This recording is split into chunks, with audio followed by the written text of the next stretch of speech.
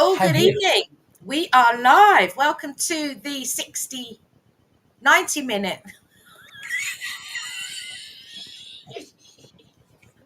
I told you I'm having a really beat day. Really, I'm having a beat day. The 90 minute. Why are you having a beat day? I don't know.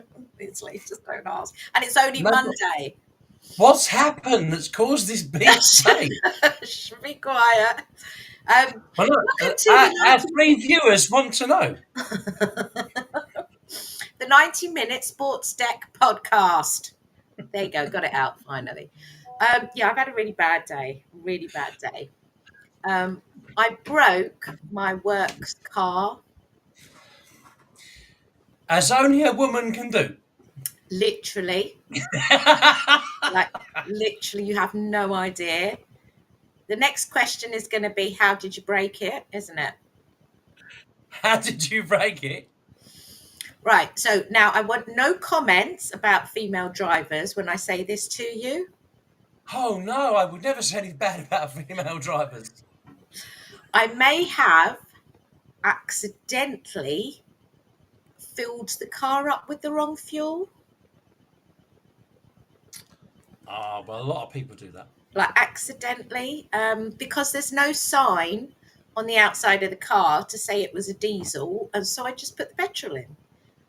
And then I went about half a mile up the road, and then it just went chugga chugga chugga chugga chugga, and then that was it, gone, the end.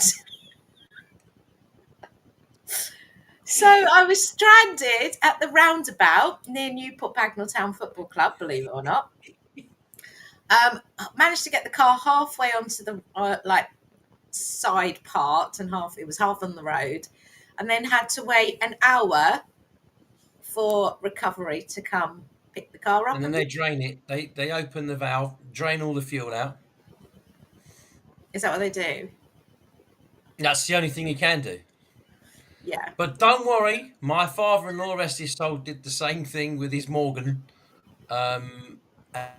And unfortunately, he did the same thing. It's not uncommon, especially if you're always using your own car and you suddenly get in someone else's. For me, it's always the first question: what fuel does it take? But usually, when you open the valve, the flap, and then you turn it, it says 95, or if it's black, it's diesel. There's nothing there. So yeah, so there wasn't anything on that one because I did double check that because I thought if it says it on there, then that's even worse. But there was nothing on there. What car was it by way of Corsa. information? Corsa. Oh well, that, to be fair, yeah, that's quite an easy mistake on a Corsa. Yeah. So the guy who picked us up, he was very nice, very good, the recovery guy, and he said, I didn't ever imagine that was a diesel. Yeah, that's why I just said to you. Yeah. Usually Corsas are not. I have to admit that my old Corsa that I had, can you imagine me 6'4.5" in a Corsa? But yeah, that was diesel. Yes. So that was me. I still have a job, which is good. Oh, good. Is that murder? Are you still out murdering? Yeah, that's still your job, isn't it? Yeah, they haven't fired me, so that's a good thing. No, that is good. But yeah, that was my day, stuck at a blooming roundabout. All joking aside, seriously, that's not really the end of the world, that one. That's a simple mistake. And you could say, well, it should have said what it, on the strip inside, which it needs. Exactly. Don't worry, the best one, I've seen a lady, she's got an electric car, she's been trying to put petrol in it, yeah, so. Okay, now I'm not that daft. I'm a little bit daft. I'm not. No, I didn't say you were, but I have seen that a lady who's trying to she couldn't work out, she opened the cap for the electric where you stick the thing in, she's trying to put the nozzle in, no way. That's ridiculous. Okay, I don't feel so stupid. Unfortunately, we live in a society of morons, so I can't really help it. Are you saying something cheeky? No, I'm not. Well, I upset your American friend the other day, but I was only speaking as I find the majority of Americans are not very bright. All right, we're not going back there, Steve. We're not. But having said that, I think the majority of the public are not very bright, so I wouldn't worry about it. So, how was your weekend? Were you out reffing today? This weekend? I retired. Are you not doing any reffing at all? I told you that 3 weeks ago, and you said, "Oh, I'll bring that up when I start the show." Oh. Well, I'm bringing it up. Well, you've been bringing a lot of things up, so um, I stopped. Funny enough, the last game I refereed was the 21st of October. Right. I always, I've always done. I think anyone who does refereeing a long time will know that it's a pretty thankless task. Yes. When you referee the best level that you can in the county, you know that you're going to have the odd game where you're not really on it. Mm-hmm. I felt that the last few weeks before I stopped, I wasn't quite in the same place mentally as I might have been. Okay. I don't mean it in a that I've got health issues there, but I just felt that my concentration level was not as high as it should be. Okay. So it's not just one reason. I've managed this year, funny enough, today's the 325th day of the year. So I've managed every day to do my steps this year. I've not missed a day on my calories. I've not missed a day on my steps. I've not missed a day on my standing and all the walking and everything else. I've done it every single day. Even when I did my Achilles in at the end of April, I still managed to do I it. remember Which that. Yeah. yeah, that was a real struggle. I've had a couple of days where I felt really rough recently, just physically, just not really, not depressed, but just fed up, tired, overtired, whatever. And even on those days, I've still managed to scrape 8.5, 9,000 steps. So, That's good. um, That's good. yeah, but I'm normally a lot more bubbly than that. And the refereeing side of things, I never did it for the money. I've always ever done the refereeing because of the fitness. And obviously, when you have a sit down job, as you know, if you're sitting in the office for 4 or 5 days, it's kind of a blessing when you can get out and do something different.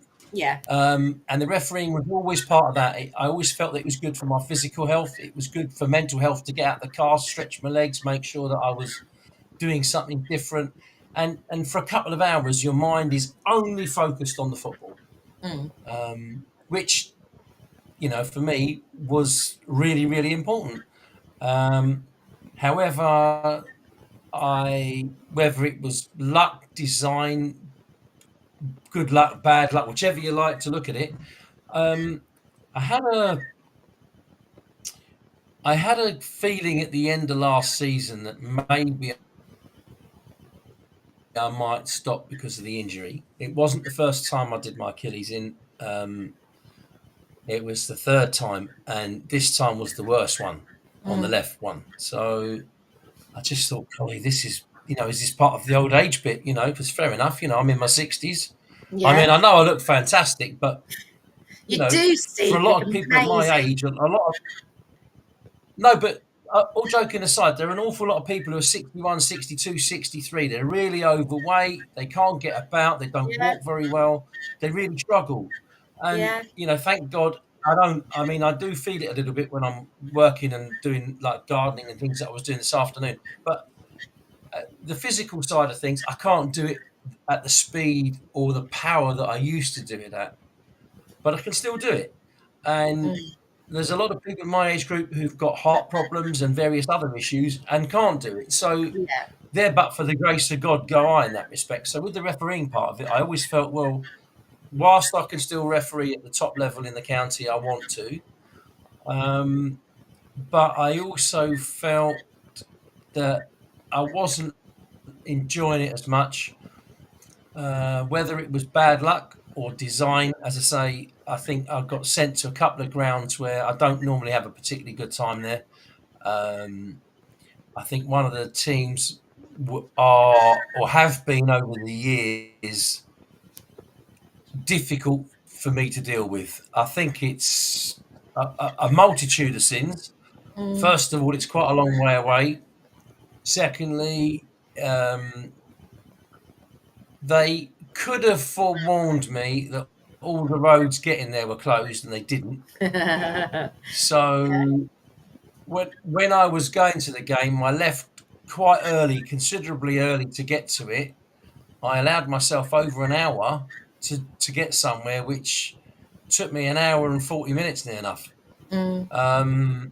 And to be fair, when you start running late getting to a game, it's not great for me because I'm quite a regimental person. I like things in an order. Always have. I can't really change that. And I find it a little bit distressing that because I turned up late, it was a little bit, well, you know, we don't really care that you're late. We want to get off and kick off at 2:30. And I thought, well, we'll kick off when I'm ready. So we're kicking off at 2:45. I wouldn't say that I had my best game because I don't think I did. I had probably two of the three hardest teams to manage, which is fair enough. I can do it. But the ground isn't very good. The pitch is like that. Well, it's not. It's more like that. It's quite flat on one end and it drops down. But where it drops down in the downhill part of it, there's no fencing behind it. So every time the ball doesn't go in the goal, it flies down the Oh, it street all rolls the time. down. Yeah. And I can't stand all that because it's always wasting time. The pitch on the side is just where it is not the best. It's just for me, it's always been a bit of a pain in the arse. And every time I've refereed there, bar once, I've had a sending off. I've done 12 games there, and 11 games of them I've had a sending off. Now, it's not always the home team's players either. Mm. Mm. But it's just, I think loads of referees get this. You just get to a ground, and whenever you're there, there's just an Not issue good. for whatever Yeah. reason, and it plays on my mind, and I think, oh God, I'm here again. And I don't really want to be there feeling like that. Well, that's the You thing. get The a minute you game where, stop enjoying it, then I think you've got to well, start thinking about. that was part of the problem. I didn't Mm. enjoy it. I overruled an assistant who was adamant that he got his decision right. But as a referee, when you've got club linesmen, then you are within your rights to overrule. In this particular instance, because I'm dealing with people who are not the sharpest pencils in the box, the guy that passed the ball was almost standing next to me when he passed it, and the guy he was passing it to was clearly onside as it was kicked. He's Mm. definitely 2 yards off a second later, but when it's kicked, he's not. And the Yeah. assistant referee's looking that way. I'm looking at an angle which is where the ball's going, so I've got a perfect line of sight. There's no way in the world when it was kicked he was off. No Mm. way. So I let the play go on. They were scored from that resulting position. They then sort of screamed at me about, oh, why don't you have a word with the assistant referee? Well, I didn't need to. I'd made my mind up. What was I going to say to him? What have you seen? Well, I've Yeah. seen the opposite. I'm awarding a goal. There you go. Yeah. So I couldn't be bothered at that stage. And I think that kind of, I'd lost interest with about 20 minutes to go in that game. And I kind of felt as I was walking off, I'm not sure I want to carry on. Mm. And then the guy that does the fixtures had given me the game at the end of the road where I live here, and it was between first and second. And it was a fantastic game to do. And if anything was going to perk me up, that was. So that was a great thing that he did. Mm.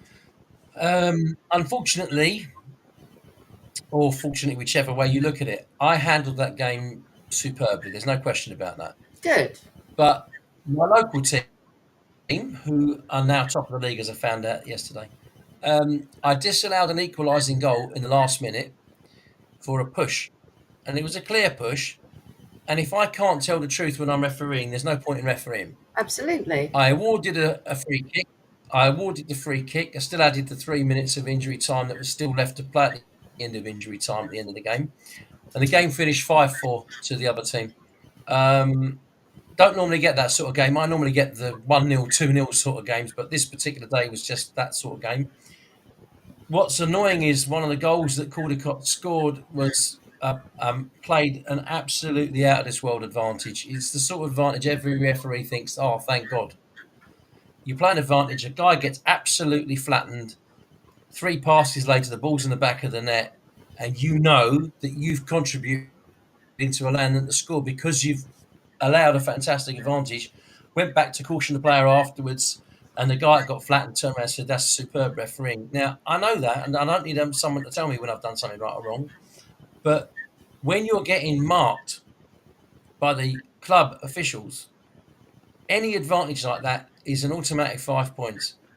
And at the end of the game, because they'd lost, they marked me at 61. Mm.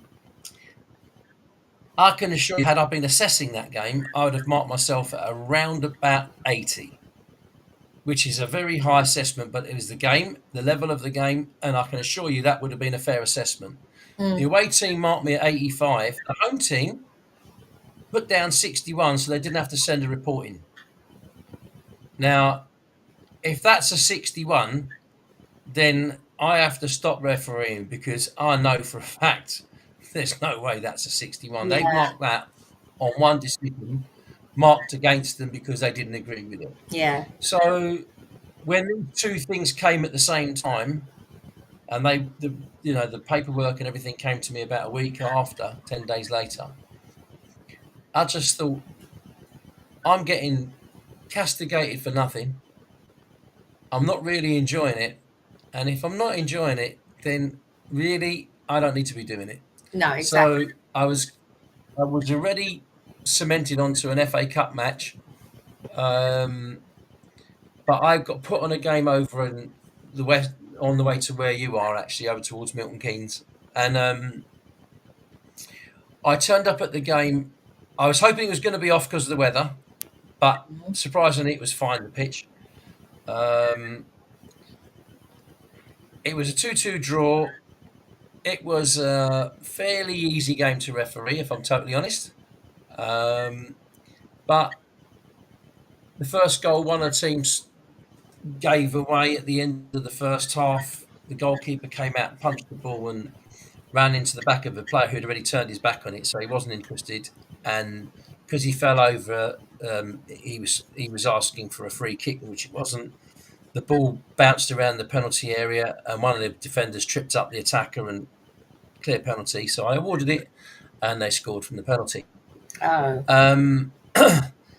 The manager came on at half time saying, "Why have you given a foul for that? It's a clear foul, clear foul." I noticed his son that was in goal, but I said, "There's no foul. You know there isn't a foul."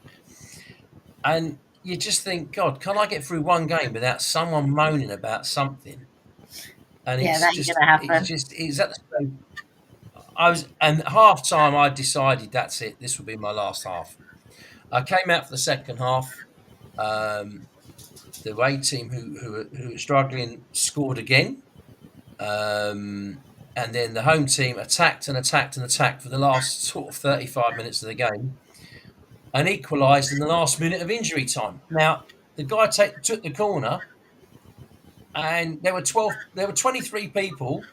Well, I was on the edge of the box. So 21 people were in the box other than the corner taker. And me, I'm on the edge of the box so I can see what's going on. There's loads in the 6-yard box. And the guy who's on the goal line comes off the goal line towards the 6-yard box and heads it, or he tries to head it, misses it, but it might have flicked him on the shoulder about here where I'm pointing. And it snuck in the far post and went in the goal. Oh. I blew up for the game at 2-2, which it was. And when I'm going off, the manager of the team that's now conceded again, who was the father of the goalkeeper, so I said, "How is that not offside? He started inside the goal." And I said, "Mate, that's the goal line. He's off the pitch otherwise. How can it be offside? If the ball's there, it's offside, the ball's out of play. He can't be any further. He's on the goal line. He can't be offside." So, not when you've got 5, 6, 7 defenders on the goal line. He can't be offside. So That doesn't make sense. anyway, I got paid. I said, "Thank you very much" to the other guy. I said, "Thanks very much. That's it for me." He went, "What do you mean?" I said, "Oh, no, I'm going home. I've got my money. 2-2 draw. That's it. I'm going home." I'm not staying for food or drink. I'm going home. I came home, had a shower, and I put on Facebook. Thank you for everybody who contributed into my sort of career and what have you. But that's it. I've had enough.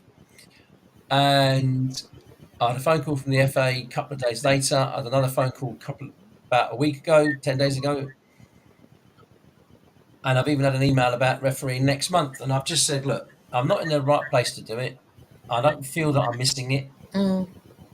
I don't feel that I'm unfit at all. In fact, I feel fitter now than I did 3 weeks ago because I probably haven't got the headache that I had 3 weeks ago, if you like. I know I won't go back to refereeing December, January, or February. I may, who knows? I may get to March and think, do you know what? Maybe I should go back and finish the season. I don't know. One of the problems that I have with me as an individual, if I can't do something at the best level, I don't really want to do it a lot lower down, because that's an acceptance that you're not good enough to do the job that you went out to do. And I think that one of the problems is if I wasn't good enough to ref in the Prem, then I don't particularly want to be sitting down doing Division 1 and Division 2 games, because the Prem's got a league stadium. And not everyone, but the majority have, and the other divisions don't. And you're dropping down, some of it's more like, what do you call it? Park football and stuff. And I don't want to go back to that, with all the dog shit on the pitch and glass somewhere. I just don't want that. No, that's fair enough. I'm not being rude. It's like not doing your job properly. There comes a point, like there is with me with my job, where I'm finding it less and less enjoyable teaching in a manual car, because it's the constant stress for my students, and for me it's tiring. And I just think, well, I'll switch to an automatic and lessons will be an hour, and you can have more of a variety because you've got maybe 5 lessons in a day, 4 days a week. I don't want to do any more than 4 days a week. No, that's fair enough. So, Monday to Thursday, sort of 4 days. And if you do 20 lessons and you're getting £40 an hour or whatever it is you're charging, that's a decent income. Yeah. You've got some time for your family, you've got some time at the weekend, and you can do things that you want to do. Like write my book or have a round of golf. Write your book, yeah. Well, my book, honestly, I have not written in it since Christmas Day last year. I think it might have been Boxing Day. I wanted to do the gardening. As I said, I was going to do the gardening because I promised my wife I was going to make some new beds for her. I've got it all lined up. I've got the sleepers in, so that's all marked out, and I've dug all the earth out. I've got rid of the earth, so that's ready. I will probably finish it by this weekend. Everything that I wanted to do there. Good. And I might get back writing a little bit in December, which I'd like to do. Yeah. Because I want to have. I want my sanity. Yeah. No, that's fair enough. That's fair enough. Right, refereeing complete backstage for the moment. Genuinely don't know whether I'm going to go back to it. I've done 426 games, which with the amount of extra time that I've done in games, I think best part of 10 minutes a game for me is about an average. Yeah, no, I mean, you've done a lot. Right, I think I was the first referee up here to even. Yeah, but I was the first referee up here to even do that. All I ever got for the previous 5 or 6 years was all the other refs do 2 or 3 minutes and that's it. I go, yeah, but all the other refs are conning you. And that's the fact of the matter, because if you've got 5 minutes of injury time, you should play it. Yeah, absolutely. That's the and people ask me, but why are you playing it when this team's getting beaten 7-0 and you still got 8 minutes of injury time? But the answer is very simple. First of all, the game warrants the 8 minutes because the team that's winning might need at the end of the season those extra 2 or 3 goals that they might have scored. True. Or the team that's losing might have earned the right to defend their time and stay in the league because they didn't let in goals at the end. Yeah, So you yeah. should play the correct time at the time. Obviously, if he's absolutely belting it down with rain and it's 2 minutes of injury time to go and it's 4-0 down, you know, maybe that's reasonable to say, look, lads, next Call time it a it's out of day. play, that's it. That you can probably get away with. But Mm. I've always felt that you should play the time. That ultimately, I've played in the league years and years ago where 2 goals separated the winner and the runner up. Yeah, yeah. And you don't There's know lots if of there'd have been leagues and injury they go time to in some goal of the game. difference or things like that. So, Yeah. mm, yeah, I did want to ask you something. you're far away. So, you recently, as you're well aware, there was the tragedy with the ice hockey. Yes. Now, I heard on the Sky News that they think there's foul play in there now. Well, I heard that the person involved was arrested for manslaughter.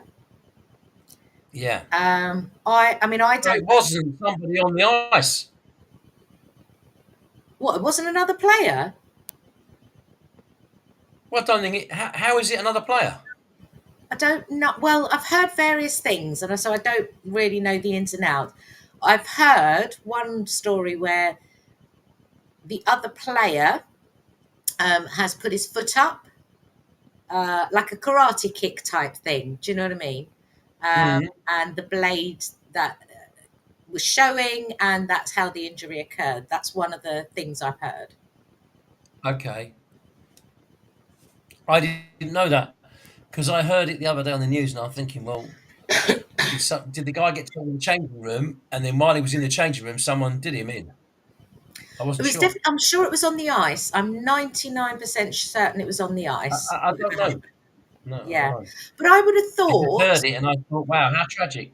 there'll be footage, video footage somewhere of it, whether Yeah, it's a but why fan would you do that? streaming it, yeah, or whether it's the teams Yeah, filming it. I don't get this. It drives me mad. When I watch live sport, and I had this conversation with one of my mates, Scott, the other day. We were talking about people diving at football, Mm.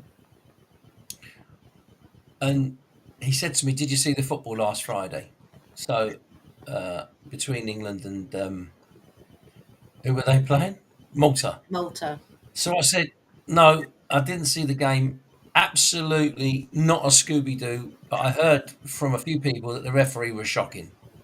Now I don't know, but I didn't see it. Mm. So he said to me, "Well, Kane was booked. This is I know it's caution, but we'll call it booking. He was booked for diving. So I've got friends of mine who support Arsenal and Chelsea who turned around and said, "Oh, Kane used to dive." I don't like any player diving. I don't care which team it is, even if it's Tottenham. I can't stand it. I've never believed that you should dive. It's cheating. It's conning. It's just wrong. Yeah.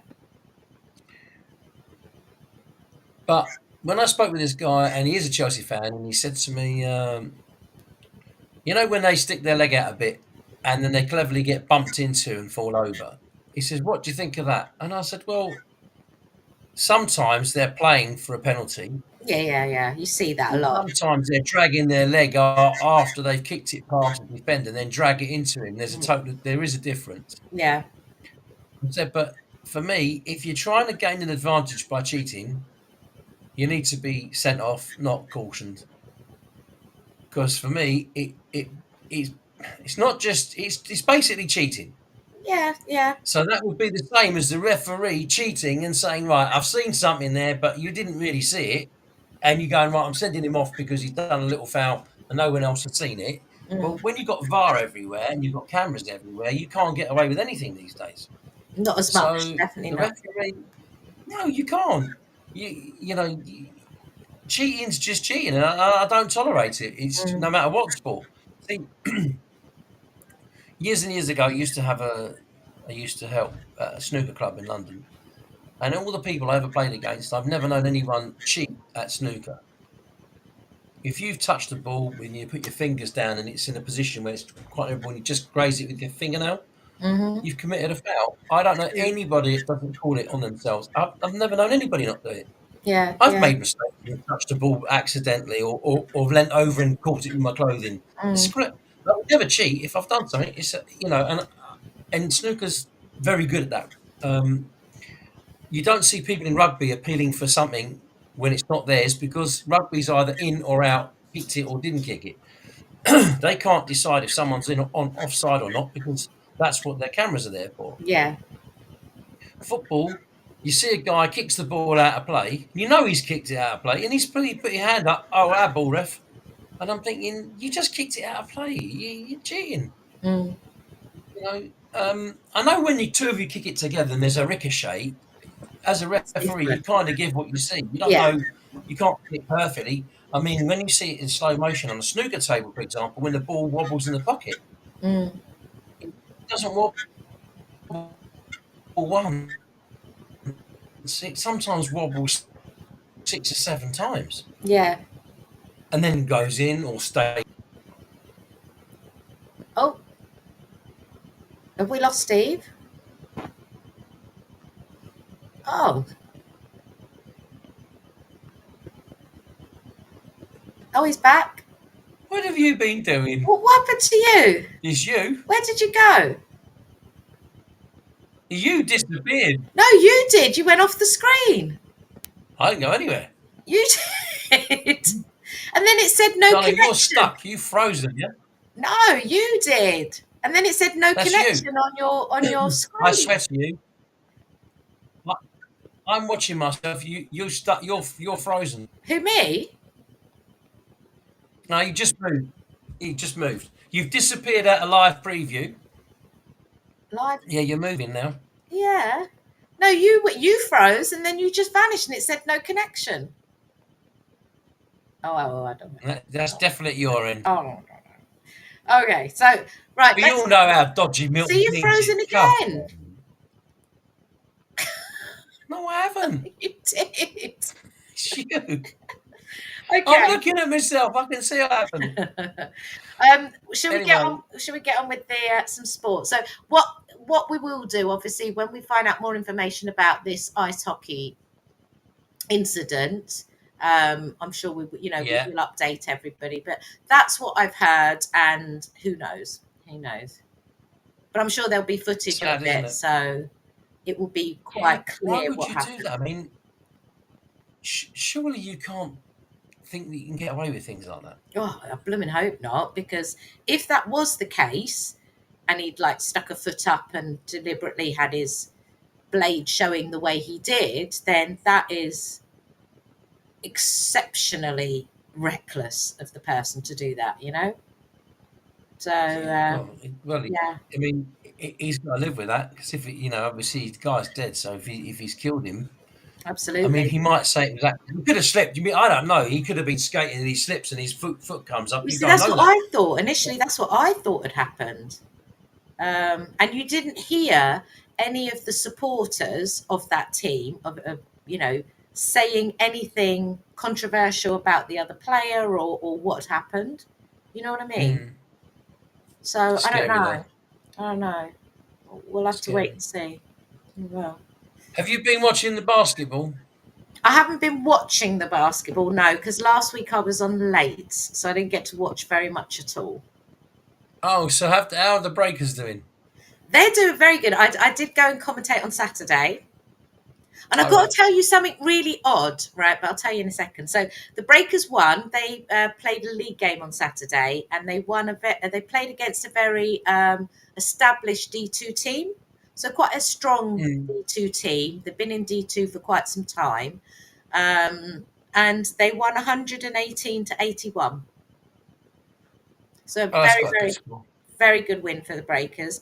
I do have to mention though, during the game, the point guard Andre Arisol, oh my gosh, he sustained a really horrific injury. So it was really bizarre. So he intercepts a ball from the opposition. He's running down court. There's nobody anywhere near him. He's completely by himself. He goes to take the leap. And as he takes the leap, his legs just come out from under him and he goes crash straight on his back. And it was the most bizarre thing. So there was obviously a wet patch on the court. He's hit it. and he's come flying down on his back. Anyway, he's had a rupture of his patella, and he will be having surgery this week. But he is out for the rest of the season. So, obviously here at the Sports Deck, we all wish him a speedy recovery, because it was just shocking to see. Like, everybody was just standing there, kind of going, What happened? I know. So- and Not a lot nobody of fun around him. with the injury. No, Seeing it it, really being isn't. it, and that. And like the fact that nobody was around him, he was completely on his own. He'd stolen the ball, gone down court, went to jump to score the points, and then you literally, it was like slow motion, just see him go up, and he comes crashing down. So awful injury, absolutely awful. But yeah, we do wish him a speedy recovery. Yeah, and I've got to mention a big mention to Buyai Luak, who's only 18 years old. Who? Buyai Luak. He's 18 years For those old. of you still watching, we're now doing Arabic in easy lessons, yeah? Who? Buyai Luak. Who you what? Boo-hoo. So he 18 years old, and he had his first... Stop now, you're confusing me.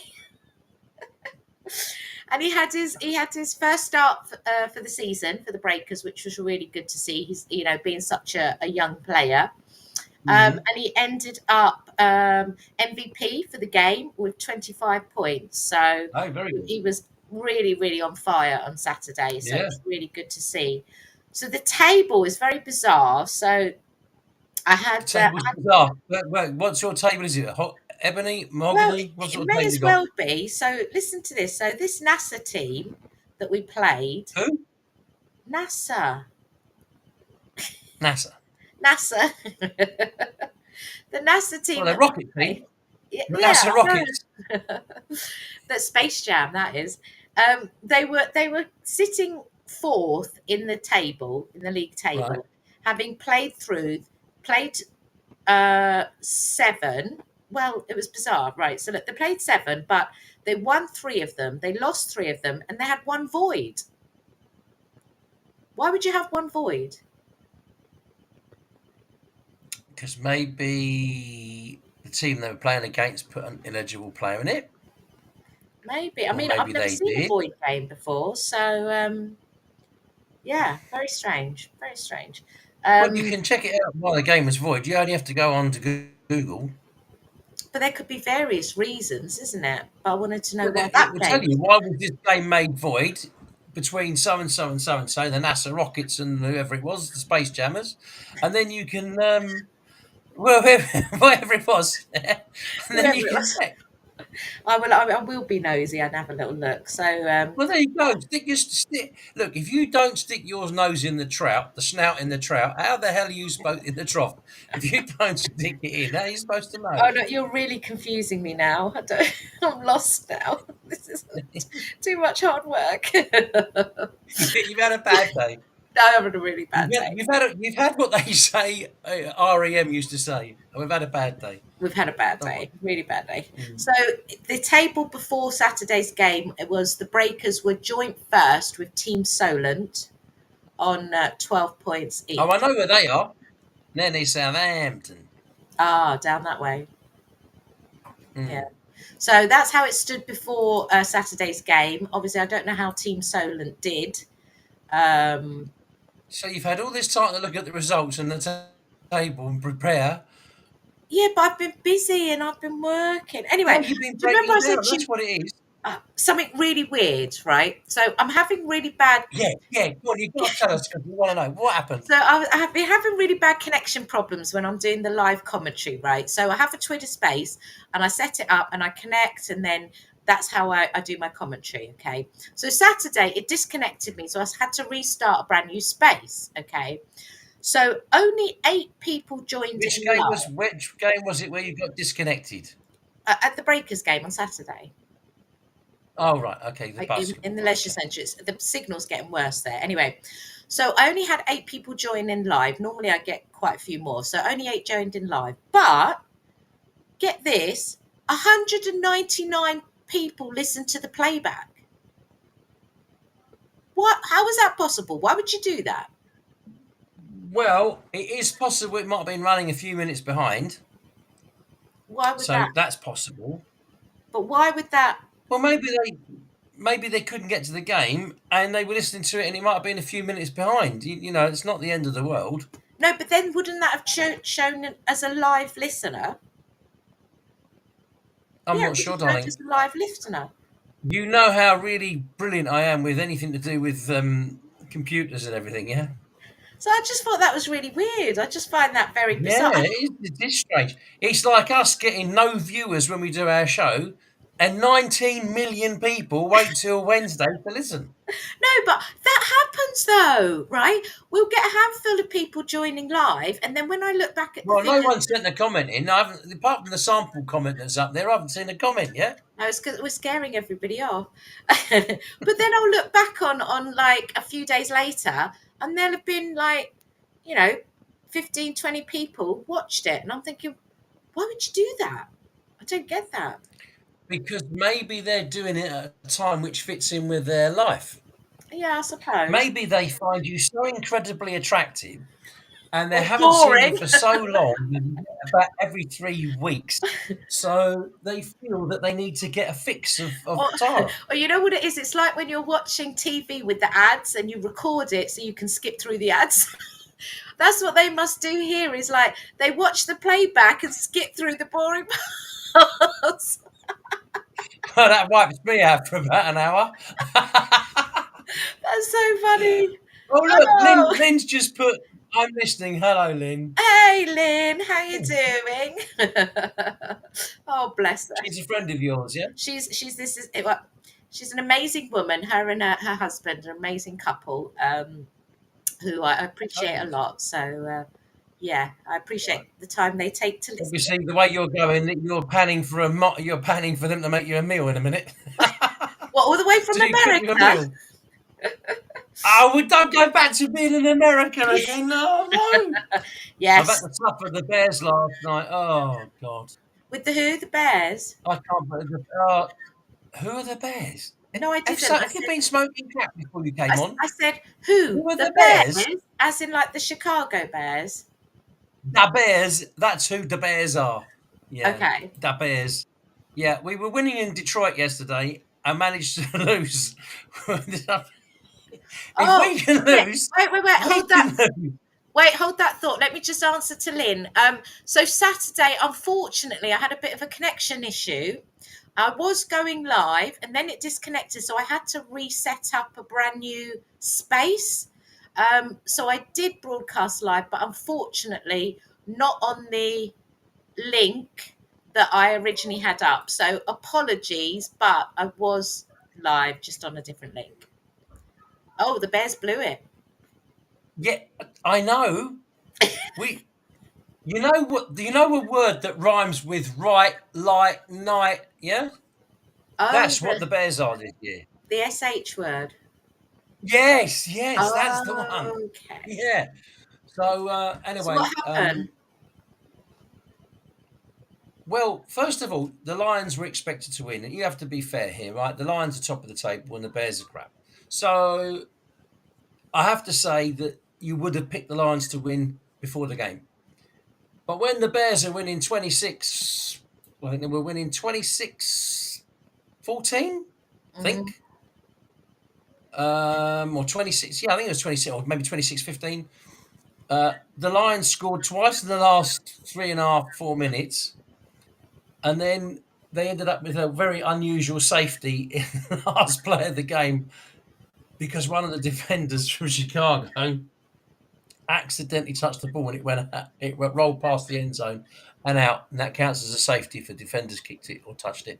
So What does that mean? yeah, rather strange finish. I did read something amazing. I've never seen this before in my life, but most people who watch American football do not know that you can actually get a 1-point safety. And Lynn, you're not wrong. I don't know who you support, but yeah, you're not wrong. But you can get a 1-point safety, and I've never seen that. I've only ever heard of it the other day, and I was trying to I trawled through to find a 1-point safety. What does that mean? A and I'd 1 point never seen it. safety?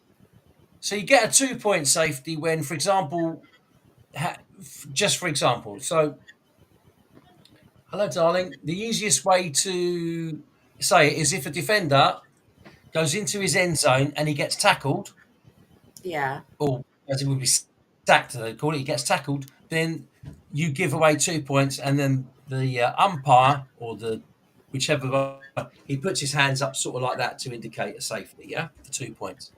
However, you can get a safety for 1 point, and even the American people don't know this, most of them.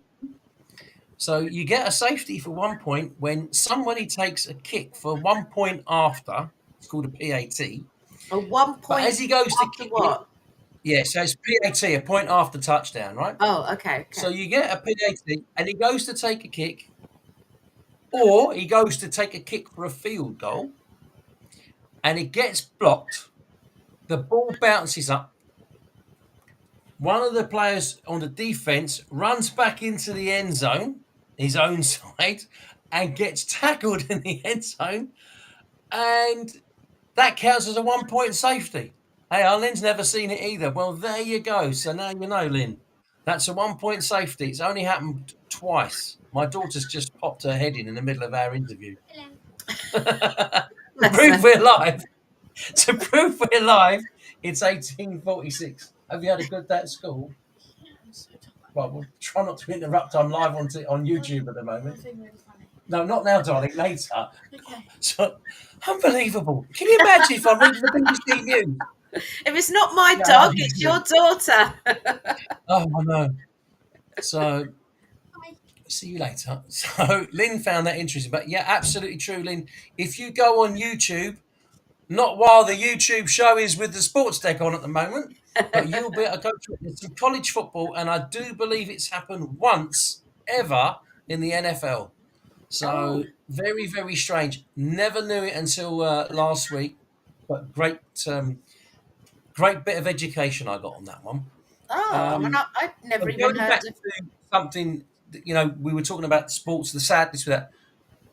Now Lynn's on, so she might get this because this might help you actually. I What? haven't done your little quiz.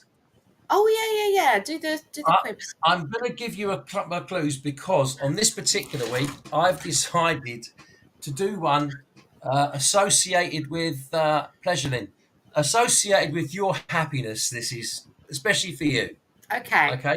Because you've had such a shite day, Literally. bashing the company car up, what have you. So here's the Bless. first clue. Here's the first clue. Okay. I was born on the 25th of April, 1932. So this person's definitely a few years older than you are, okay? Okay. Right. But I'm giving you the second clue as well. Okay. I played more than 16,000 matches for my team, and my career spanned 40 years. Bloody hell. Matches. Okay. It's not Bobby Charlton, is it?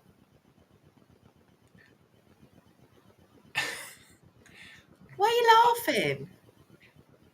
Right. I've played 657 football matches and I've refereed 426. And it's taken me about 35 years, 40 years. Okay. So, no, I don't. 16,000.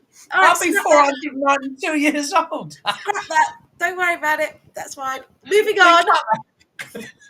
Moving on. I don't know. No. So 16,000 matches in a 40-year career, yeah? All right. Okay. We'll start again. Okay, so you got to write this down because I'll give you do I another have to clue. write How it long will it be? down? Oh, now you tell me. What do I have to write down? So you can remember the clues. What was the clue? Lynn's thinking, who's this? Who's this mad woman from across Okay. the So no, pond? you didn't tell me how to write it down. What's the first clue? 1930 something. Yeah, born on the 25th of April, 1932. That Right. won't help you yet. Okay. Next one. I played in 16,000 matches for my team. And my 16,000. career spanned 40 years, 40. Okay, 40 years. All right. Right. Okay, Okay. Right. So next bit of our show, I've written it down. next bit of our show, I'd like to just remind you. Yesterday, the Yeah, I Australians have a won the cricket. fan. Look, I have a fan. The Australian, yeah. My Lynn, fan came in earlier. Lynn, The I think, Australians won did the you World miss the Cup first? yesterday. Yeah. Did you miss the first 10 minutes of the show? Because I don't think you'll be making that comment if you knew what I did to the company car today. You really would not be making that comment. She certainly wouldn't if she'd have seen us off air beforehand. Anyway. Okay. Anyway, the Aussies won the World Cup yesterday. Absolutely trounced the Indians. I've got to say. I was going to say, I do Surprising. need you to talk about the cricket because I don't really understand what's happened. I mean, I know Australia won, but wasn't there a bit of controversy There was with a the lot of game? controversy last week. Yeah. Yeah. I mean, Okay. so I've only watched cricket really. I only took a serious interest in it since about 1968, 69. I used to watch it in the afternoons when I came home from school. When it was on BBC One, it was the only bit of cricket you'll ever got to see. And last week, in one of the matches where it wasn't so important who won or lost, one of the Sri Lankan batsmen got timed out. Oh, I did hear this, and this is Right. not. This is Yeah. something that happens quite a lot, but never gets No. punished. Right. So, okay. So there are 10 ways that you can be out in cricket, and the most rare is timed out. Now, you've got to look at the situation here. This is a one-day game, an ODI, a one-day international. So usually when it's a one-day international, it's a bit more hell for leather. People are a bit quicker to get on with the game, if you like, yeah? When it's the 2020, which you might have seen on the TV, you'll notice that the teams sit right next to the boundary because they've got to speed the game out. They've got to literally get across and get on with the game, yeah? Okay. Now, the biggest problem in the country is at Lords, excuse me, because the players sit on a balcony on the third floor. Well, it's the second floor, Okay. but there's a bloke ground, so down and you go up. So when somebody's out, the guy who's out, the guy who's coming in has got to get out the changing room, come down the stairs, go down the next set of stairs, walk through the long room, get out of the long room, down through the pavilion, and he's got about 70 odd yards to go to the wicket. So, how much time are they allowed? Right. So legally, you have 2 minutes to get from the fall of the wicket to the crease. But at Lords, 2 minutes isn't necessarily doable for a lot of people because if it's a test match, there are an awful lot of people in the long room. And you can actually take 20 seconds from the moment you enter the passageway to get out of the long room. And if it's taking you maybe 30 seconds to pick up your helmet, your bat, your gloves from the changing room and start walking down the stairs, you may have been at least a minute by the time you've even got to the end of the long room because the guy who's out may have been getting a massive round of applause. Everyone's standing up. They all want to pat him on the back as he's coming in. So it can create a bit of a problem. And getting out onto the field of play may have taken you over a minute. And it may be that you're not the fastest walker anyway. And by the time you've actually got to the crease, and you may have taken over 2 minutes, but at Lords, no one will appeal for timed out because they know it's so far to walk. Okay. But this was an ODI, and he was well aware that he needed to be ready and go. As he came out to bat, he got to the crease within the 2 minutes timing. But the law says that after he's taken his guard, he must face a delivery, So that and means his like helmet stand at strap the wicket. snapped. That means that Yeah, is that yeah. his Okay. helmet strap snapped. Oh, okay. So he couldn't run the risk of facing a fast bowler without a helmet on, and consequently, he asked to stop the game so that he could go and get another helmet. But because he hadn't faced the delivery and it was now 3 minutes, they appealed and said, "Well, how's that to the umpire?" And the umpire said, "Well, he's got no choice. The umpire, he has to give him out, timed out." But the umpire quite rightly said to the captain, "Do you want to withdraw this appeal because it's not really in the spirit of the game?" And the captain said no, so he had to give him out. But if I his have to say, helmet strap broke, then that's not his fault, is it? And it would be unsafe to play he with couldn't have played without it. So the thing is, for the sake of the integrity of the game, Mm, he should have said to the player, "Right, we've withdrawn the appeal." I don't think it's in the spirit of the game. I don't think it's the right thing to do. I think from a position of common sense, this wasn't him saying, "I don't want to play." You could clearly see that the strap had broke, and obviously without it, it's like going on a motorbike. If this bit doesn't fit, it falls off, doesn't exactly. it? Yeah, exactly. So I think that in this situation, it was bad. Oh, I don't think it's as bad. I think it's worse than the one between England and Australia in the summer. I don't feel that Cummins did the right thing in the spirit of the game. And I know if I was playing, I would think to myself, does it look right? Have I done the right thing as a captain? Does it look right saying, I'm not, I'm keeping the appeal?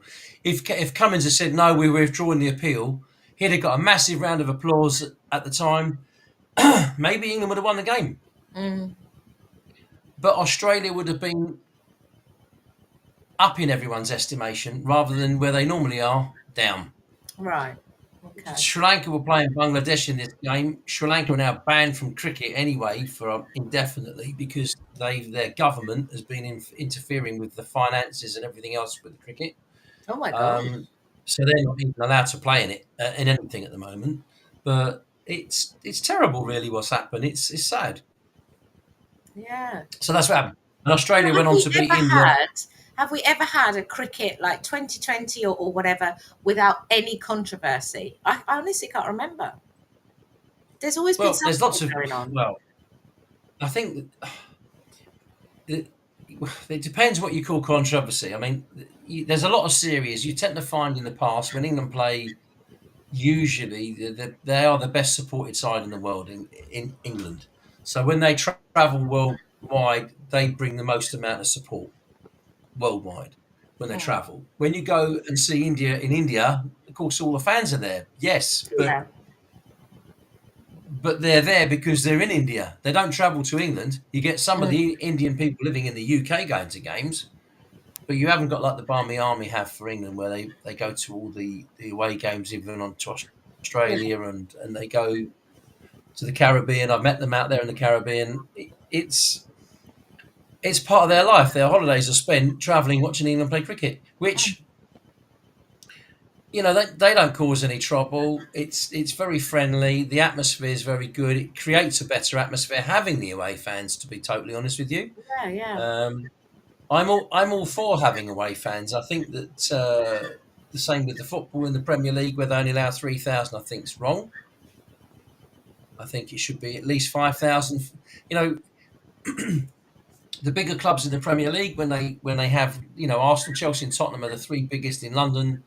When they play each other, their Category A games, you're going to get a lot of Chelsea fans that would want to come to the Tottenham ground and vice versa, and they're allowed 3,000, which I think is wrong. They've got cut down prices. It's only £30 for a ticket if you're in the away end for every ground in the Premier League. But if you're a home supporter, you can be paying 100, 150, £200 for a ticket. It is So bizarre. I think it doesn't really sit with me very well on that. The cricket prices are always more inflated when we have the Ashes. It's about time that blooming bitch got involved. I tried to mute myself really quickly because I could hear her coming in and I wasn't quick enough. She's gone dear. again. I could hear her little tippy Yeah. toppy, tippy toppy, tippy. I knew she was coming. She's done well for an hour. She's done good, right? She's done really good. Yeah, she has this time. No, she's gone off again. So they've won the World Championship, which was very good. I've seen one of the funniest things in the snooker, which did make me roar. In their sort of Premier League match, this happened this week as well, which was hysterical. The referee went to get out the long rest, and the rest snapped, and the end fell off. And oh my word! all the dust from it fell across the table, which he was trying to sweep away, and both players got the giggles, and they just couldn't play. They just couldn't hit a ball. By the time they stopped giggling, this had gone on for about 3 minutes. Oh no! The referee then got the giggles, and you've never seen anything like it. So That's crazy. Selby and Hawkins and the referee had an absolute. It really was hysterical, but it's not something you see regularly. But it's nice because you need that bit of amusement. Yes. So we updated you World Champions at cricket. England are playing football tonight. Yes. That'll be an away win in North Macedonia, I should imagine. Couple of big games tonight. The biggest game is Ukraine against Italy. Yes. Winner takes all. Yes, I know. It's massive. And Italy are massive favourites in that game, and I don't know why. Well, do you know what? They have been playing so inconsistently and so poorly the last Yeah, and they're not bad at home, Ukraine. Games. No, I'm not. They're not playing at home. They're playing. I am a bit worried, but we'll see what happens. Well, could get bombed out again. Gliazuri. Just very, very quickly, they've done the FA Trophy third round draw. So in the north section, you've got Curzon Ashton versus Macclesfield, Scunthorpe United versus Solihull Moors, Kidderminster Harriers. It's not. Kidderminster Harriers versus Stourbridge, Oldham Athletic versus Mickleover, and Nantwich Town versus York. Where's Nantwich? In the middle of the sandwich. Where's Nantwich? I don't know. It's really. It's next to the most famous train area in the whole of the country. Most famous train area. Train, as in a choo-choo train. Yeah. What, Euston? No, you said Northern. How can it be blooming Euston? Oh yeah, they're north, aren't they? No, it's where they have a lot of trains go through. It's a massive changing point. I think it's the biggest in the country. I don't know. I don't take the train. Crewe and Nantwich. Oh, okay. So now you know. I want to teach you something, don't I? I like that. Yeah, I hate it when you do geography. I know Milton Keynes and Peterborough. That's about it. Exactly. And Bedford. So yes, unfortunately, I do not do geography very well. That's why I have a sat nav. Yeah, don't worry. So in the southern section, we've got Horsham. You pick the first name of the team, and I will tell you what their second name is. Horsham Town versus AFC. No, I like.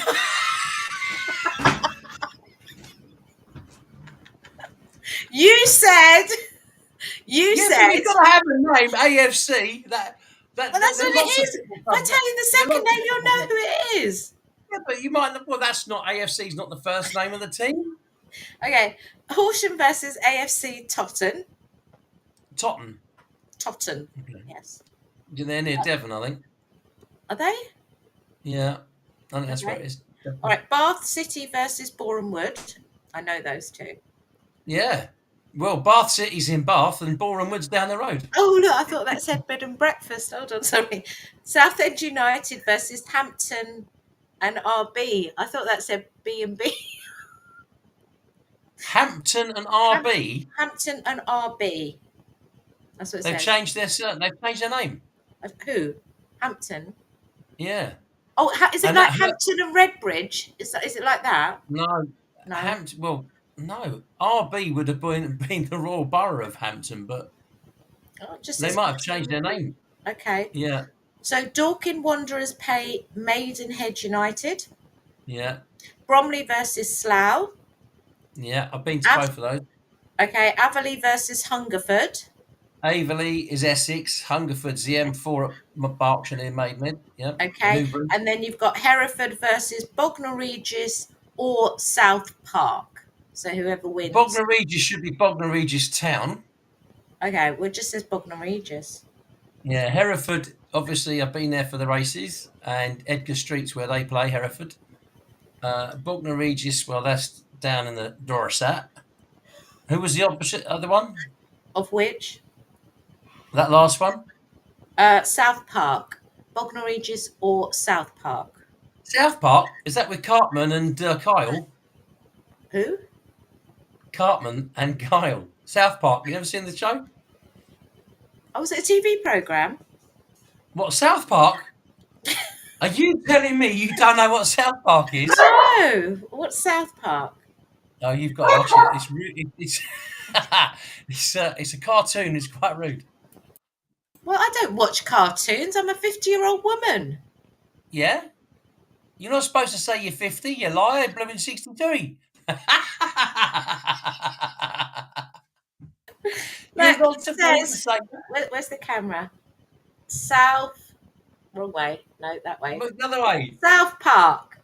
See? That's what it says. Absolutely never seen that name of that team. I've no idea who that is, where they are. Yeah. Yeah, see, Lynn's put who doesn't So know it must- South Park. But it must be somewhere in the south because it's the southern section. Yeah, I should think they're in the south. I'm actually going to tell you where South Park Football Club are, shall I? Okay.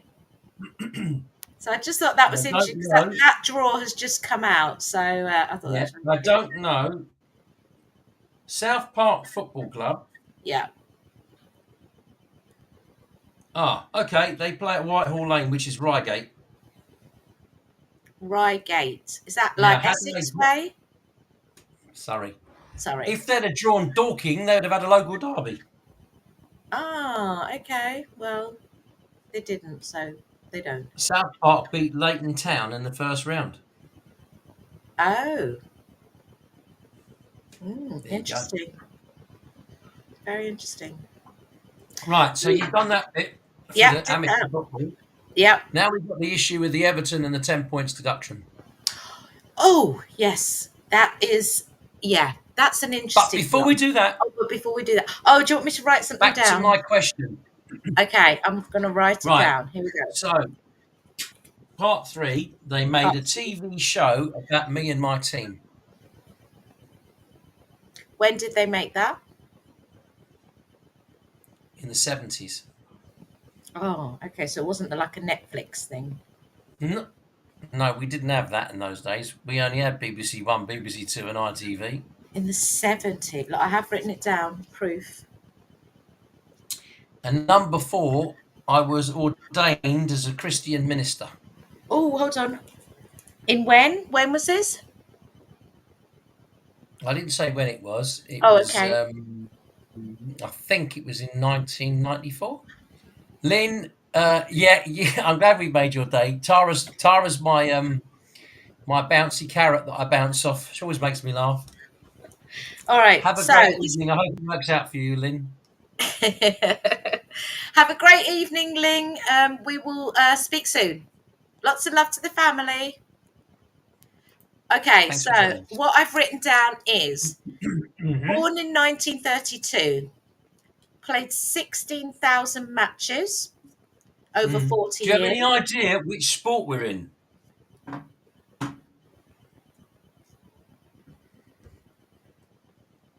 Made a TV show in the 70s of him and his team.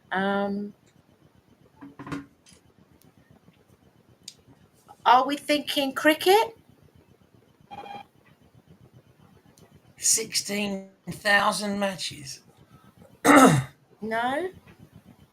I don't think it's football. No, it's got to be a short game because you can't play. You're not thinking he played for 40 years.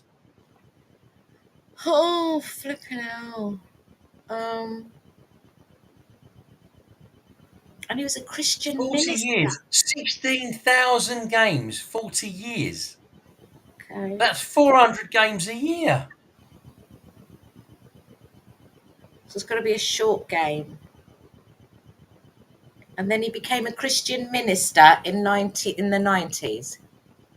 Mm-hmm. No, I haven't got a clue. Okay. Going back to Everton. Okay, Everton, yeah. So what were you going to ask? So I was going to say, how do they work out what the penalty will be when they have discovered, financial misconduct? I mean, 10 points is a huge deduction. I'm sure Everton will appeal, but how do they come to the 10 points? Okay, so the Premier League has a rule that no club can lose more than £105 million in any one season. And the £105 million is basically the money that Sky give them. So Everton have had financial irregularity for 3 years. In fact, they've lost money for the last 3 years.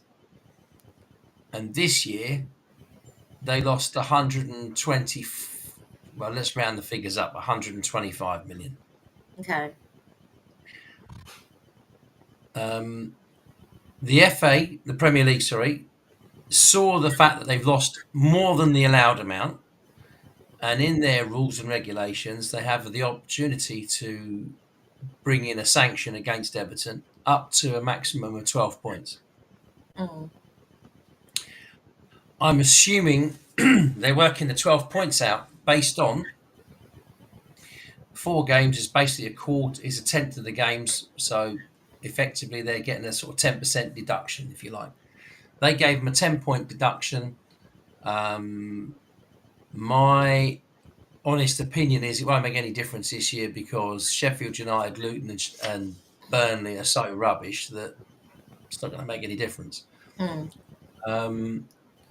I'm sure you're right. Everton will try to get this reduced. The key issue here for the Premier League is that the money and what they've shown in their accounts is clear that they have gone over the limit and quite a long way. The Premier League warned Everton for the last 3 years that they were heading this way, and they had plenty of warnings. And even the most ardent Everton fan who thinks that I'm anti-Everton is wrong. They just have to look at the facts, and the facts are clear. It's black and white. They haven't really got a leg to stand on. Now, of course, their argument is that COVID was along, and with COVID, their issue is that they didn't have crowds coming in, but that was 2020, 2021. And Tottenham were the biggest losers of that era because they just had a brand new stadium and £82 million debt in 2021. So how come with all that debt we've managed to get ourselves online onside, and Everton haven't. Mm. So they've been managed badly. Now they Just are going to let me just counteract. interrupt ever so quickly. Sorry, just addressing Matt's comment. Yeah, we did mention about Andre Arisol earlier in the show. I don't know if you were listening. Really sad news that he's out for the rest of the season and going to have an operation. But we all wish him a very speedy recovery. Absolutely. So just to finish on the Everton bit, you've got a situation where they're now going to say to their lawyers, look, we sold Richarlison to Tottenham for 60 million. If we'd have got 80 million for him, we wouldn't be having this discussion. Spurs will counteract that and say, well, if you'd asked for 80 million, we wouldn't have offered you 60, would we? So I think their argument is, I think they're trying to allay the blame elsewhere. You can't use 3 years what happened 3 years ago. Clearly, they're going to suffer, Everton. They may get the points reduced from 10 to 6 or 7 or 8, but I honestly can't see Everton not get out of trouble. More of an interest for me with this is what happens to Man City and Chelsea. So they're being in looked at Chelsea's as case, well, aren't they? well, yes, but the difference is Chelsea have created a lot of income from winning quite a few trophies, but they've spent 1.1 billion in the last 15 months. Wow. And whichever way you look at it, there has to be something that doesn't add up here. Has to be. I can't see how financial fair play hasn't or won't impact on them. But you can get very shrewd people and they will understand the intricacies more than I do. But I think there are going to be quite a lot of questions to answer for Chelsea. Moreover, though, for Manchester City, their argument is not necessarily with the Premier League at the moment. That's with UEFA. UEFA saying that they've got issues against Manchester City. So the Premier League can't jump in at the moment and go, well, whilst you're doing all this issue, we've got Manchester City banged to rights over something else. So the UEFA situation with Manchester City I don't think it's going to come to a head until the summer next year. But we are in very uncharted waters here, and actually it's quite serious because let's assume, just for a minute, and I'm playing devil's advocate, let's assume Manchester City are guilty of breaking lots of rules. What's the punishment Manchester City can get? Well, they can get a massive financial punishment, 20, 30, 40 million. It's not going to make any difference. Yeah. But if you get stripped of their titles, that will make a difference. But Not only will that make it, would they strip them of titles? it's happened in Italy before, hasn't it? Yeah, but I don't know. I just think that Man City tend to get a little bit favoured. Yeah, but I think people have started wising up to this now. I think people are fed up with all this. We're getting out of FFP and we're getting around this and we're getting around that. People are fed up with it. Yeah. So just maybe Manchester City are guilty. And of course, the lawyers are tying this up and tying that up and this and that, what have you. But what if Manchester City have broken the situation? What if it goes back the last 5 years, not this year and not last year, but what if it goes back to 2016 and 17 and 18 and 19 and 20? And then you turn around and say, well, we're very sorry, but your stuff you're complaining about, yeah, but it's had a knock-on effect. If you didn't have the money spent then, you wouldn't have had the money here, which means you wouldn't have had it there. So maybe it's going to have a massive effect on them. I don't know. It's feasible. They could end up with a 30-point deduction because this is extreme. Could you imagine? You could end up with them being... They could get a ban from the Premier League for 5 years. That's not going to happen. Why? Because of the money They'll get a ban from Europe. They'll get a ban from Europe, guaranteed. If UEFA come down on them, they'll get a European ban. That's guaranteed. Okay, that Absolutely I can understand. guaranteed. Right. So now you've got to remember that while they're digging, so are the Premier League. So if UEFA come down on Manchester City and say, right, we found 115 things, you've managed to wriggle out of 21 of them, but we found 72 occurrences here where you are guilty, and those 72 occurrences are going to cost you £1 million per offence. It's going to cost you 5 years out of the Champions League, out of any European competition. You're going to be banned from Europe for 5 years, no matter what. Now, the Premier League steps in and says, right, we've still got 20 things to answer here. We're going to carry on with the UEFA situation. We've looked at the situation. Now we're going to do this. And it could be, well, we're going to strip you of your titles for the years 2018, 19, 20, for example. We're going to withdraw all the cup competitions that you won, for example.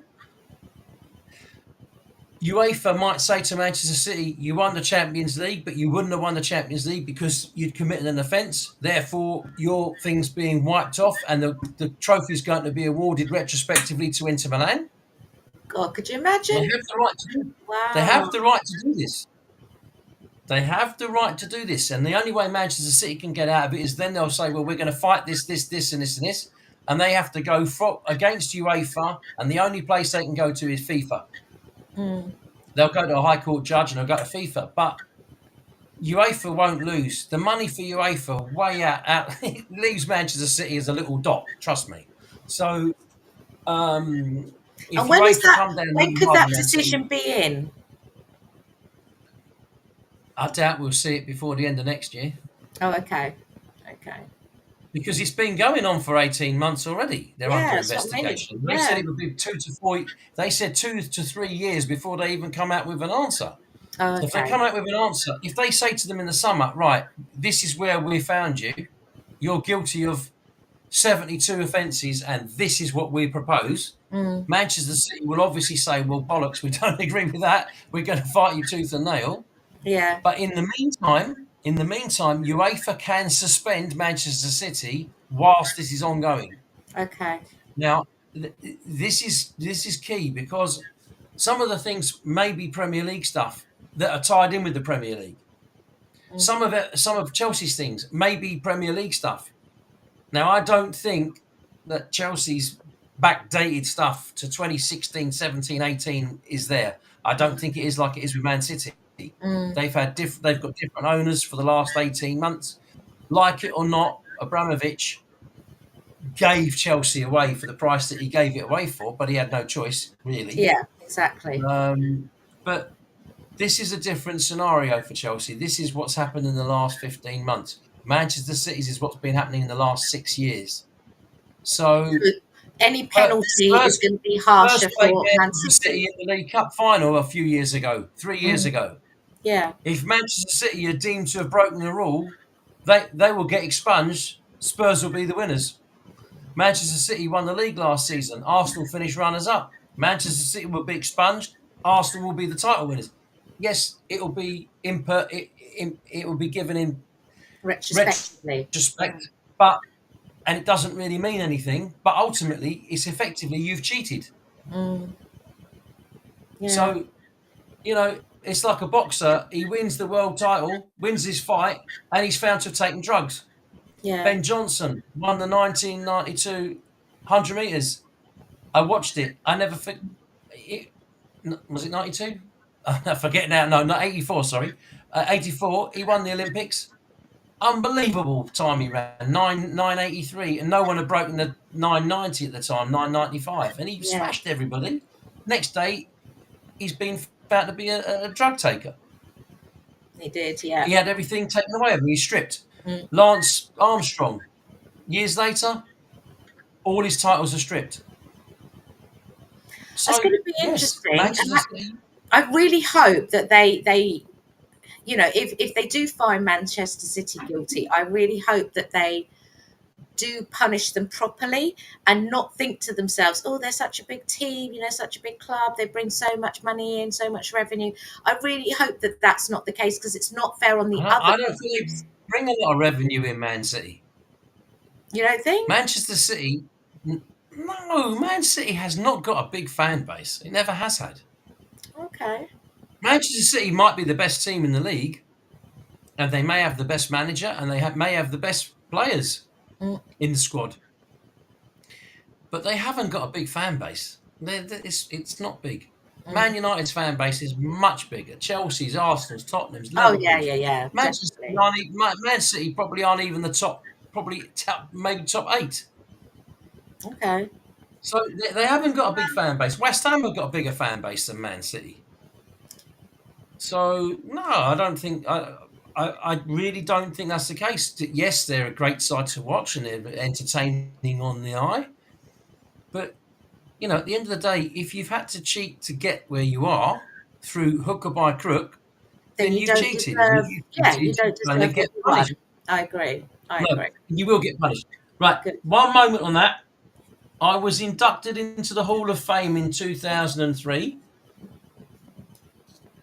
2003. Okay. Okay. Yeah, keep going.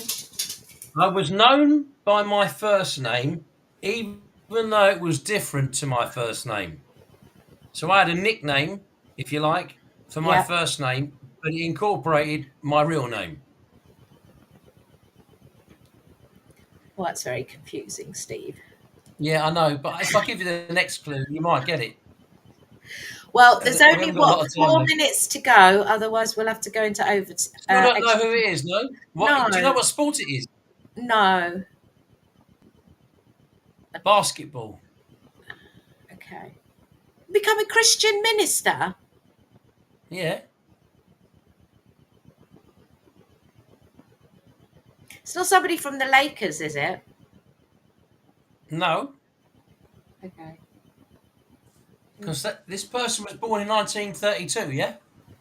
Oh God, yeah.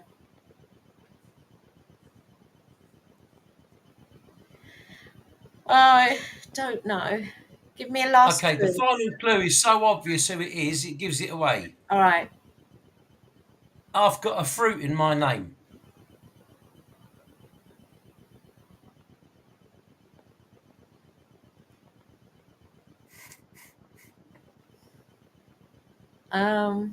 Strawberry.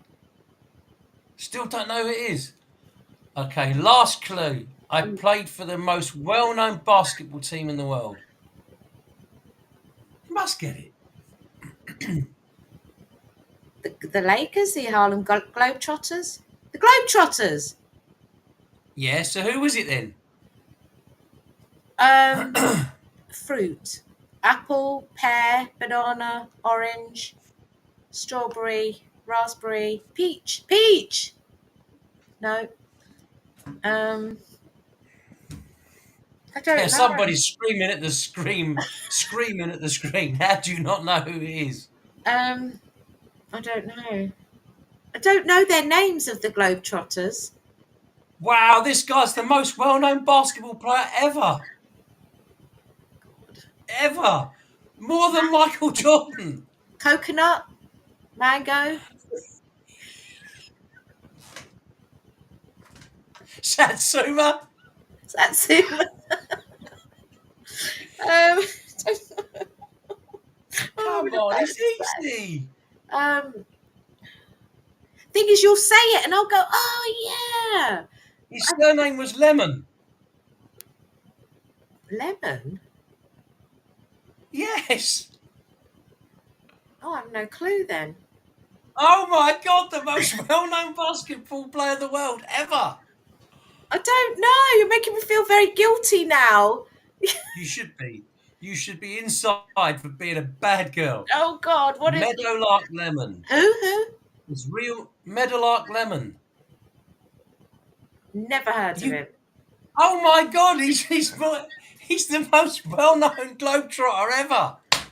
I don't know. Meadowlark. Meadow- Meadowlark. Meadowlark Lemon. His real name was Meadow Lemon, but Oh, they called him Meadowlark Lemon, and he kept the name, and he formed the Harlem Globetrotters, and he played for them for 40 years. oh I've no. actually seen him play at Wembley. No, I've never ever heard of him The ever. Globetrotters beat everybody. Yeah, I've They heard of were them. the. You should Google him now. I will have to. Meadowlark Lemon. I will have to, because I've never heard of him before.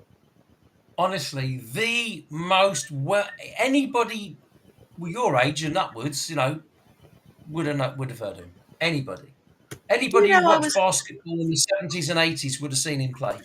but you do know that I was born in the 70s, so I didn't actually watch basketball in the Yeah, 70s. but when you were born in the 1870s, we didn't have basketball.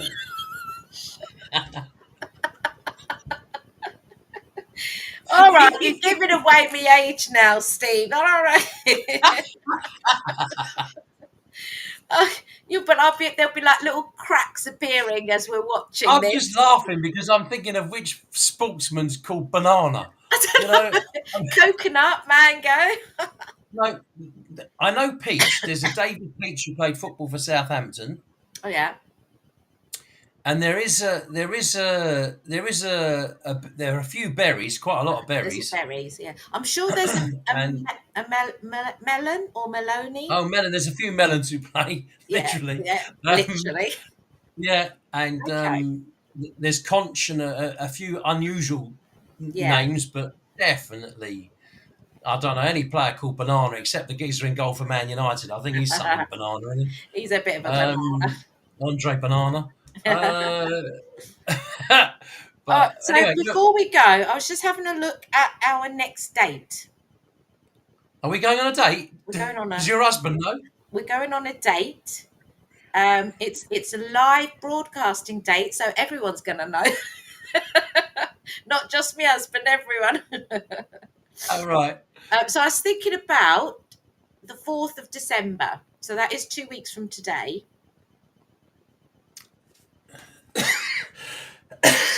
Yeah.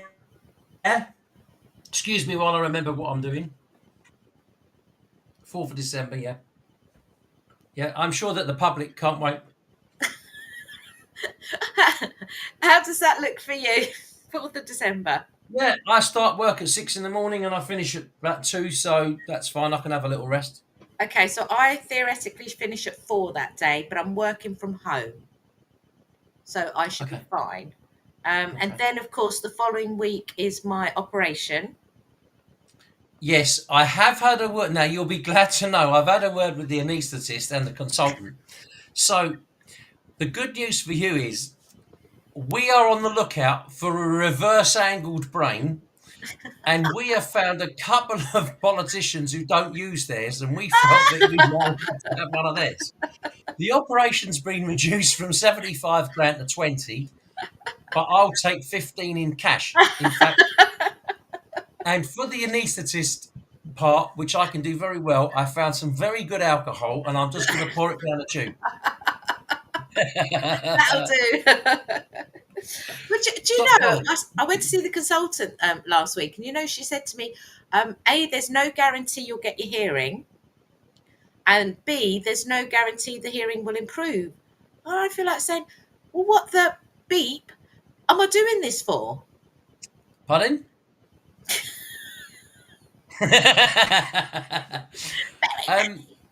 know what I mean? The simple thing is you should ask is what's the chance of it being successful? So 90, what did she say? 96% of being successful. Yes. Right. In that case, you give it a go, don't you? Go for it. Yeah. If you got a 10% chance, you might be thinking, oh well, that's not really worth it. But 96% chance it's almost a certainty it's going to be fine. You just have to be positive. All joking aside, I know we giggle over loads of things. I know that, but this is serious. Anything to do with health is serious. Yeah. You know as well as I do that I support you on this, of course. I want you to come out the other side of it and being able to hear me properly so you can think, God, is he really that bad? But seriously, for anyone who's been watching, I think everyone wants you to be fine. I know that Lynn will want you to be fine. Your husband and your kids will want you to be fine. Your work colleagues will definitely want you to be here because they obviously know you can't see when it comes to filling your car up. So I'm less dangerous in the hospital, right? Depends. Maybe you might have got an electric, one of those electric, what do Oh, you call what's it? that button Wheelchairs. for? Oh. Yeah, yeah. I can just imagine in the operating theatre, this is just going to be a little prick. You'll just have a little prick here, and then you'll say that Steve's not on there, is he? Yeah. Where is he? He said he wouldn't bug me. No, you'll be fine. Everything will be Yeah. fine. But Okay, so I'll we'll go see for you the, before the next fortnight. It's good. yeah. I mean, we'll do the 4th of December, and then um, Mhm. I think the 2 weeks after that is literally just before Christmas. So Yeah, and we'll I see. thought we should do one on Christmas Day, like the King's Speech. Well, that one may You not know, work because you I may you, you be. might be doing a spaghetti vongole for Christmas. I don't know. No, do you know what we do Christmas Day? We have a buffet. We don't do a roast Christmas Day. What sort of buffet do you have? So like everything's like finger food. So the reason we did that was because when the kids were little, and they want you to play, don't they? They want you to play with their toys, build Lego, blah blah blah. Mm, Mummy but was your always stuck. kids are now 39 and 42, so I don't know why.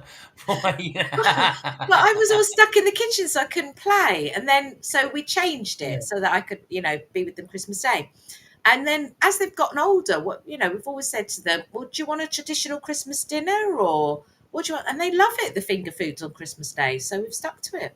Yeah, so I'd like to know about this because I've got my mother-in-law coming over and I've got the wife and daughter, and I might need to get out for a few hours. So, what sort of finger food we got on offer here? Oh, just well, everything and anything. So sausage rolls, pigs in blanket, little kind of flanny vol au vent things, like anything you get frozen that I can whack in the oven. Oh, Mozzarella you're not sticks. making it yourself? Oh, come on! No. I do the dinner on Christmas often. Oh, okay. Yeah. So we Not have our last big year. big Christmas dinner on Boxing Day. Do you? Yeah. What do you have then? So we'll probably do a rib of beef. Yeah, yeah. I like pork or beef. I think we're having goose this year.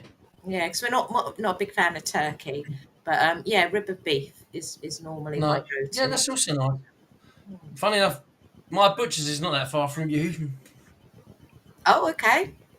Well, He's ask him if he's best got a good beef. rib of beef, and then you can tell Oh, me. absolutely. I'll give you his. He's the best meat I've ever had.